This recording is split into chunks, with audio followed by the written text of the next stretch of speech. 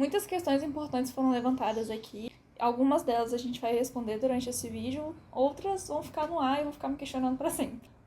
Questões relevantes? Depende. Pra mim, sim, porque eu adoro vampiros. E aí, a partir desse livro, teve várias questões que foram levantadas e algumas respondidas por causa do famigerado Drácula. Gente, esse livro eu acho que foi realmente meu favorito do ano. Acho que entrou no meu top 3 favoritos da vida. Não sei, é porque, tipo assim, meu top 1 tem vários empatados. Acho que até agora ele tá no top 1, tá? Muito bom. Vamos falar então de Drácula, do Bram Stoker. Primeiramente, uma apresentação breve do livro. Ele é um clássico, né? E o clássico, ele tem a sua magia, tem o seu poder. Esse é um clássico da literatura inglesa. Ele foi escrito em 1897 pelo Bram Stoker. E ele retrata ali muito a Londres na era vitoriana. Em teoria, é durante essa época do reinado da Rainha Vitória. E a Londres vitoriana, ela teve algumas coisas marcantes, que inclusive a gente vê aqui no livro. Que foi ali alguns avanços científicos e tecnológicos, como por exemplo o telégrafo, né, que enviava os telegramas, que foi super revolucionário.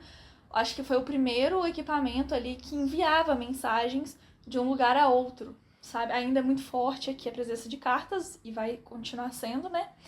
Mas ali a gente já vê o telégrafo, a gente vê também o fonógrafo, que é eles conseguem gravar ali a voz.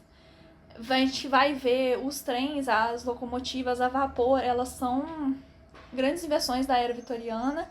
A gente vai ver muitos avanços na medicina ali retratados. A gente tem, inclusive, 2 médicos que fazem parte do elenco aqui do livro. Mas, assim, para além disso, várias outras coisas muito interessantes. A gente consegue ter ali um retrato de Londres nessa época. Bem sutil, assim, mas é muito legal de ver. E eu tinha achado uma característica muito interessante do livro, que todos os personagens são muito corteses um com os outros, sabe? Eles são muito gentis e têm muito uma elegância, que eu fiquei pensando até ser propriamente de Londres. Acho que tem muito isso, né? Londres tem essa imagem pré-concebida de ser um lugar de elegância, de cortesia, mas durante a era vitoriana, principalmente, isso foi uma característica que se destacou muito. Do nada, uma aula de história, né? Mas é interessante, vai fazer sentido. E quando você sabe disso e lê o livro, parece que as peças vão se encaixando e fazendo ainda mais sentido. E durante a era vitoriana, isso era uma característica muito marcante ali entre a nobreza, considerada elite ali, né? Tem uma hierarquia muito, muito forte durante essa era. E ó, entre esses que estavam no poder eram pessoas da nobreza, né? Com títulos de lorde, conde, duque, que a gente vai ver aqui, e pessoas, médicos, advogados, e todos os personagens aqui do livro, eles são dessa nobreza. E principalmente o clérigo ali, né? Pastores, teólogos, pessoas que estudavam a fé, porque a religião ela é muito importante, muito presente na era vitoriana.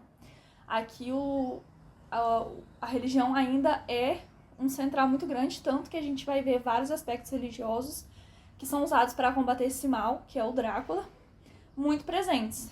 Na verdade, eles unem a ciência com a religião em prol de conseguir combater esse mal tão inexplicado. E é muito bacana a gente ver, porque imagina se fosse você, né? E os personagens aqui são grandes cientistas, são pessoas da razão, digamos assim. E aí, do nada, você tem que lidar com mitos. Tipo, umas coisas acontecendo na sua frente.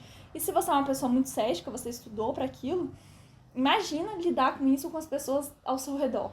E é muito legal a gente ver essa descoberta, a gente ver essa resistência deles a lidar com esse imaginário, com essa mitologia, que ali é uma realidade. Agora vamos falar do livro, né?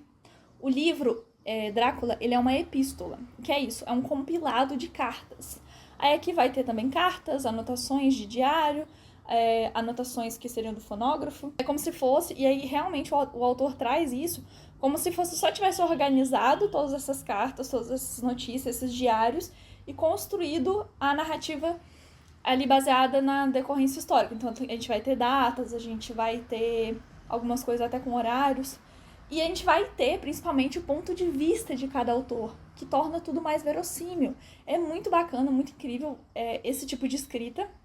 Foi o primeiro livro que eu li que é desta forma. E apesar do livro Drácula ser um livro bastante denso, assim, grande, não é denso, né? Ele tem quase 400 páginas, 368 páginas nessa edição da Príncipes. É um livro muito grande, mas ele é muito fluido, porque é justamente ali cartas, né? Por ser uma epístola. É como se você estivesse ali fofocando, sabe? Como se você tivesse encontrado um baú antigo, e aí você achou ali várias cartas e vários diários, e você tá lendo e entendendo uma história que aconteceu no passado. Na verdade, várias histórias que estão todas entrelaçadas com os personagens ali, e descobrindo essa coisa tão mística, tão misteriosa. Muitas perguntas que eu me levantei não foram respondidas diretamente no livro, porque a gente tá lendo ali diário, anotações dos personagens. Então, não tem como a gente ter todas as respostas, porque a gente tá ali descobrindo junto com os personagens. Mas várias respostas foram dadas. Eu acredito que deva haver continuações. Eu pesquisei e vi que tem um livro Van Helsing, que o Van Helsing vai ser um personagem... Todos os personagens aqui eu acho que são protagonistas, mas ele vai ser um personagem muito marcante pra mim, porque quando eu era criança mesmo, que ainda era em videocassete. Eu tenho 26 anos, gente, mas eu acho que vocês aí da minha idade, ou até um pouquinho mais velhos, vão ter vivido essa era aí do fita cassete. Van Helsing, o Caçador de Monstros, achava até que era o Caçador de Vampiros. Era o meu livro favorito quando eu tinha de 7, 8 anos. Era o meu livro, ó, meu filme favorito da vida. Eu achava o máximo, incrível. E aí, quando eu vi o Van Helsing aparecendo nessa história, foi muito nostálgico pra mim. E aí, depois, eu pesquisei e vi que do Bram Stoker tem também o livro do Van Helsing. Aí eu não sei se vai contar, tipo... Porque aqui no livro Van Helsing, ele já vem com esse conhecimento prévio. Ele já tem um macete ali, já entende que é um vampiro. E ele é um grande pesquisador da época. Ele é médico, advogado, filósofo, ele é doutor em tudo isso. Então, e ele é um professor, ele foi professor de um dos outros personagens. Então, e ele já vem com essa bagagem de entender esse místico da coisa. Então, eu não sei se o livro dele vai falar disso, dessas outras vivências que ele teve antes, ou se vai trazer o depois. Não sei, mas deve ser tão legal quanto. E é maravilhoso, a gente vai descobrindo isso. E, para além da história do Drácula, porque aqui o Drácula, inclusive eles se referem a ele como Nosferatu, que eu fiquei super curiosa. Aqui tem vários termos em latim, principalmente por serem grandes estudiosos da época. Grande parte da ciência ela era no latim, né? Era baseada ali no latim, então eles trazem vários termos. E principalmente por causa da mitologia também. Gente, vocês verem como é que eu gostei desse livro, porque eu pesquisei tudo. E a gente vê ali o termo Nosferatu como um bem pejorativo. Eu fui pesquisar o que era isso. E aí Nosferatu, ele foi depois associado a falar como, propriamente dito, como vampiro. Mas ele tem um significado ali de não vivo, de impuro, portador de pragas, sabe? É pra ser um nome bem pejorativo de descrever um monstro mesmo. Aqui o Drácula, ele é um conde, né? O Conde Drácula. Então ele tem uma bagagem ali também da nobreza muito forte. Um homem muito culto, um ser, né? Muito culto, com muito conhecimento, muita paciência, busca muito entender aonde ele vai para poder se inserir. E até uma coisa legal, que logo ali no começo do livro, a gente vai ter o Jonathan viajando para Transilvânia para conhecer o Conde Drácula, levar para ele uns papéis de uma propriedade que ele comprou em Londres. Então depois essa história começa a se passar em Londres, que aí o Drácula se muda para lá. E ele fala ali com o Jonathan que ele quer ficar conversando com ele para poder aprender muito bem o inglês, que ele não quer ter nenhum sotaque, ele quer ser visto como um igual lá naquela terra. Aí ele fala assim que porque um estrangeiro não é cuidado, não é querido, tanto quanto uma pessoa que é dali. O povo não cuida. E aí a gente vai ver que na era vitoriana tinha muito essa cordialidade, essa coisa bonita, só que só entre os iguais, só entre ali a nobreza. Os que eram ditos inferiores, e aí entram muitos estrangeiros, eram menosprezados. Não existia essa coisa de ascensão, não podia nem casar com uma classe um pouquinho mais abaixo da sua. Então, por isso, assim, essa importância que ele dava até ali um sotaque perfeito, porque ele ia para Londres e ele queria ser confundido como um nobre de Londres para poder ali se infiltrar melhor e ter uma vivência melhor ali naquela sociedade. Genial! Ele vai estudar tudo de Londres, ele vai conhecer todos os horários de trem, vai saber todas as culturas, costumes, números telefônicos, tudo, estuda toda Londres para poder dominar tudo, mostrando que conhecimento é poder. Eu tô falando aqui de um pouco mais superficial, porque você vai achar vários resumos de livros, você vai achar 300 resumos do Drácula, e o Drácula é um personagem que ele vive além do livro, né? Ele tomou vida própria e teve aí inúmeras adaptações, inspirações feitas através dele. Então eu queria trazer essas curiosidades que pra mim fizeram toda a diferença. E aí a gente vai ver os poderes de vampiro ali do Drácula, mais parecidos com o The Vampire Diaries. Ele não toma sol, mas aqui não fala por que ele não pode tomar sol. No livro, o Drácula, ele transforma as outras pessoas em vampiros, só que ele sempre vai lá 3 vezes sugar o sangue da pessoa. Ele vai fazer isso com 2 meninas aqui no livro. E aí parece, mas não fica óbvio, porque eles estão descobrindo também, mas parece que ele tem que fazer isso 3 vezes, e aí quando a pessoa morre, ela vira vampira também. E quando vira vampiro, essa pessoa, ela deixa de ser ela vira um servo do Drácula. Não é mais a personalidade da pessoa, só que daí ela quer sugar sangue, entendeu?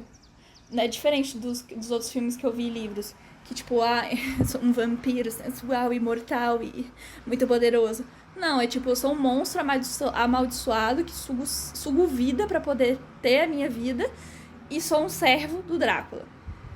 A gente vê ele colocado ele como um monstro mesmo. O que eu achei muito legal, assim, essa perspectiva, porque eu vim de Crepúsculo, né? Mas foi bem bacana. A gente tem ali um poder dele de hipnotizar também. E aí tem uma coisa com alho, só que não fala diretamente o que, mas o alho repele eles, que eu achei até engraçado, que ali pra matar o vampiro tem que ser de dia, e o vampiro ele vai pro caixão, e ele só pode descansar no caixão. Tanto o Drácula, ele vai, quando ele se muda pra Londres, e tem que ser a terra sagrada, ele tem que ser no cemitério. Ele leva 50 caixas de terra, com caixões dentro, ele tem 50 caixões.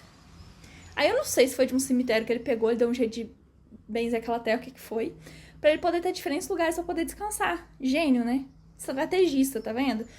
Tem 500 anos, teve tempo pra estudar. Mas assim, você vê que ele tem essa preocupação em estudar ali estratégias e o conhecimento do povo.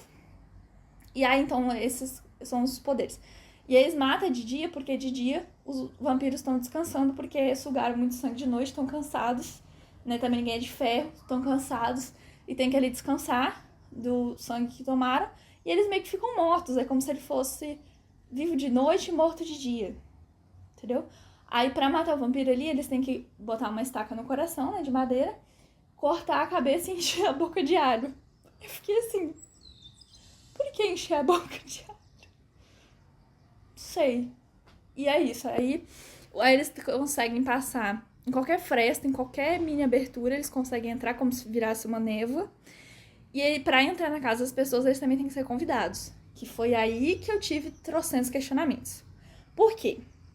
Em The Vampire Diaries, pra entrar na casa da pessoa, tem que ser convidado, tem que estar o nome da pessoa registrado no cartório.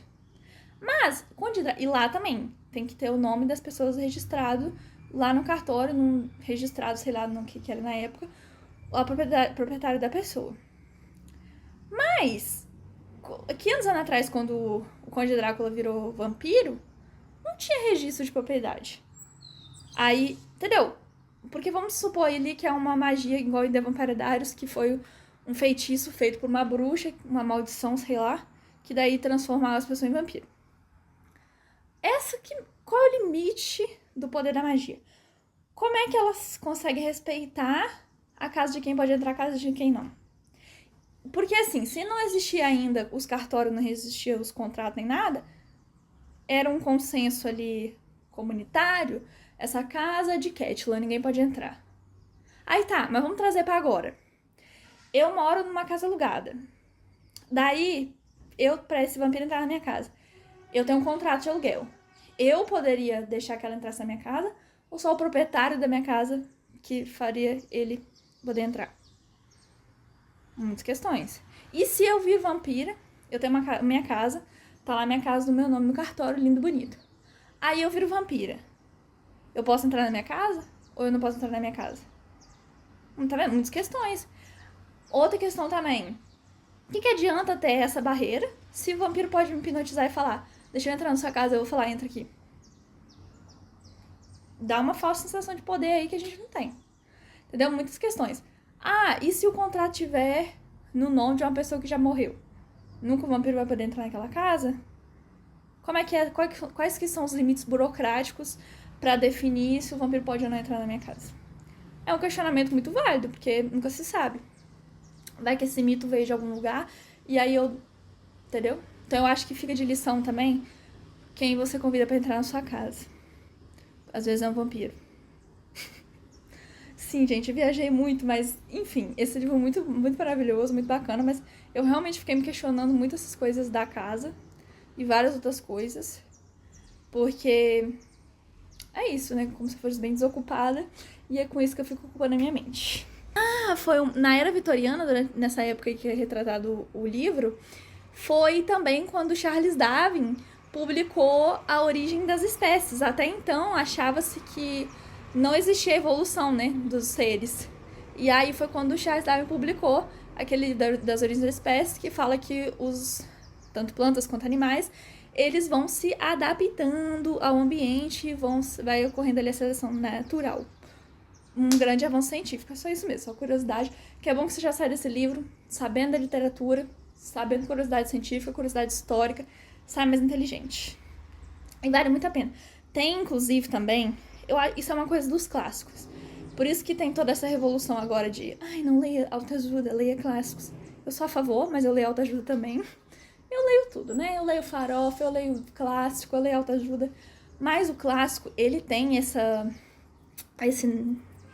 tempero de sempre trazer nossa reflexão na nossa cara, assim, no meio da história. E aí aqui no Conde Drácula, eu não grifei, porque sou sonsa, né? Mas eu vou ler esse livro de novo também, então, em algum outro momento. Mas eu me lembro de uma história que tá, tipo assim, no meio de toda a trama, né? O mundo se acabando, a gente ali naquele suspense de tentar descobrir o que acontece. Inclusive, eu falei várias vezes suspense, mas o livro, ele é de terror. Só que a gente não fica aterrorizado porque é limite da imaginação, né? Mas é de terror, é o gênero terror ali, e pra mim ele transmite muito um suspense mesmo. Mas aí, voltando, né? Então, eu bebi muito café, tá, gente? Então eu tô acelerada. Aí tem uma parte lá, que daí tem um senhor, tá lá duas meninas lá do livro, a Lúcia e a Mina. Estão sentados lá no banco na frente do cemitério, também coisa super estranha. Ai, amiga, vamos passear? Sim, a gente tem toda Londres pela nossa frente. Essas lindas paisagens e mares e lindas árvores e pôres do sol. Por que a gente não se senta nesse banco em frente ao cemitério para aproveitar o dia? Elas são assim. Aí elas estão lá sentadas, aí vem um senhor do nada, eu acho que é o coveiro, não lembro. E fica falando assim: quando morrer, quando chegar o juízo final, as pessoas vão vir aqui pegar as lápides pra poder provar, né, que isso pode entrar no reino do céu. Do nada. E aí eu assim, um velho ranzinho, tem que ter, né, pra trazer a história verossímil. E aí ele começa a contar as histórias de falar assim, quando você morre, o que tá na sua lápide pode ser qualquer coisa. Quando você morre, você pode ter sido um pai amoroso, um filho carinhoso, uma pessoa justiceira. Foda-se, tá na sua lápide. E aí ele até conta de uma história específica lá, que tem uma lápide que tá assim, é que Jaz, um filho muito amado, deixou a mãe sofrendo, não sei o que, blá blá blá. Aí ele conta uma história super triste, que era uma família super problemática, o menino se matou. E esse livro é, na época, muito religiosa. Então tem todo esse drama, assim, né, com a morte. E ele fica assim, agora aí aqui tá, jaz no paraíso. Como é que ele vai jazer? Como é que vai ficar tranquilo se se matou? Se a família odiava ele, viveu em agonia e sofrimento, era só guerra. Então, quando ele morrer, ele vai ter que vir aqui levar essa lápide para poder provar que ele era um bom filho. A única coisa que eles vão ter para poder provar que foram boas pessoas que merecem o reino do céu são essas lápides. Então, quando chegar o juízo final, todos vão vir correndo para buscar essas lápides. Aí eu fiquei assim... Nossa... Que tapa na minha cara, que história impactante. E aí, não tem nem nada a ver, mas eu fiquei pensando assim... Gente, se eu morresse agora... O que ia estar na minha lápide? Ia ser verdade ou ia ser mentira? Será que eu tô sendo útil? Mas acho que isso é mais coisa de ter que fazer terapia mesmo. Mas enfim, gente, livro maravilhoso, tá? muito legal. Realmente você consegue se aprofundar na história. Eu consegui visualizar muito bem os acontecimentos, foi bem um filme. Inclusive, eu quero depois assistir o filme, tem 3 Dráculas, né? Nunca assisti nenhum. Me sinto muito aculturada com isso, inclusive. Ai, parece que eu nunca... Eu não li os clássicos, eu não vi os filmes que todo mundo viu. Eu me sinto tão aculturada. Aí, por isso que eu acho que é por isso que agora também eu tô nessa vibe de ler todos os clássicos. Porque eu quero saber todas as histórias. E realmente vale a pena, tá? Não tem um clássico que não tenha valido a pena a leitura. Então fica aí de conselho pra você. Leia clássicos, vale muito a pena. Inclusive, eu acho que o Drácula é um bom pra você começar a ler clássico, tá? Ele não é muito complexo, ele é grande sim, mas é muito fluido. E vai lendo com calma também, gente. Vocês não tem que ler um livro em um dia. Vai lendo, entendeu? Vai lendo ali pouco a pouco. E ele é bem dividido. Então, tipo assim, o capítulo não são maiores, mas aí tem, tipo, assim, olha, que vai ser o pedaço de diário de cada um. Dá pra ir dividindo bem a leitura. Então, vale super a pena, super legal. Leia Drácula, eu espero que tenha te convencido a ler Drácula, que esse vídeo tenha feito alguma diferença pra você. Foi um livro, assim, meu favorito do ano. Vou reler, com certeza. Quero tentar ler em inglês, mas tem muitas palavras que no português já são mais cultas. Então, em inglês, eu vou ter que ler no Kindle pra poder ler com dicionário, né? Aqui, em português, é mais fácil pra mim, porque eu já tenho ali um repertório de leituras, né? E quando eu era criança, na escola, a gente tinha muito isso de ler com dicionário. Ai, eu adorava, inclusive. Foi uma aluna estranha. Eu adorava muito ler com dicionário, porque a gente descobria vários significados, várias palavras novas. E aqui tem muito isso, várias palavras novas, porque a gente tá falando uma linguagem nobre, né? Pessoas cultas, e 1890. 300 anos atrás, as pessoas ainda falavam com bastante repertório. Vale muito a pena, fica a indicação. Se você quiser adquirir o seu exemplar, eu vou deixar o link aqui embaixo da Amazon. Por favor, compre pelo meu link, porque eu ganho uma comissão, me ajuda, e você não paga nada mais por isso, tá? Beijo, espero que você tenha gostado, se inscreve no meu canal, até a próxima.